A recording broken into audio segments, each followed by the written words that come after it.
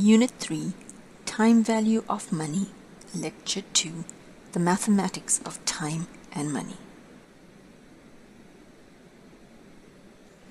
Before we start, just a reminder that the recommended financial calculator is the HP 10B2 Plus, and it is advised that you familiarize yourself with this calculator and its functions. In any case, whichever calculator you have and you choose, please familiarize yourself with its functions. What is time value and how does it relate to money? Why is it important to know when we receive the money? I mean, if we receive 1 Rand today or 1 Rand tomorrow, are they not the same? Well, actually they're not. And the reason simply is this. If we have 1 Rand today, we can put it in the bank and earn interest, and by tomorrow we will have more than 1 Rand. If we get a Rand tomorrow, it'll only be worth 1 Rand. So the time value has to do with the ability to invest. The timing of when you get the money affects your ability to invest that money and earn a return. We're going to look at some important terminology that is used when talking about the time value of money. We're going to start with present value and future value. Present value refers to an amount of money today or today's value of a future cash flow.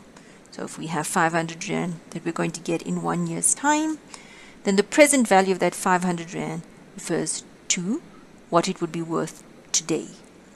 Future value refers to the value of a sum of money that we have today at some point in the future. So if we have 500 Rand today, then the future value of 500 Rand in 1 year's time is how much that 500 Rand has grown to in a year's time. When we talk about time value of money, we have to talk about a period. That refers to a length of time. So if we're going to get a single sum of money, maybe 500 Rands again, in 5 years' time, then that period is 5 years. But it can be anything, an hour, a day, a week, anything. Interest rate, that is the amount or the compensation that is paid to a lender or saver for the use of the funds. And it is usually expressed as a percentage. So if you deposit your money with the bank, they will say pay you 6% per annum. So that's how much of interest you're going to generate. I'm going to talk a little now about the abbreviations that are used. And this is important because it makes it easier to work with your calculator. So on your calculator, you will see PV, that is referred to as present value.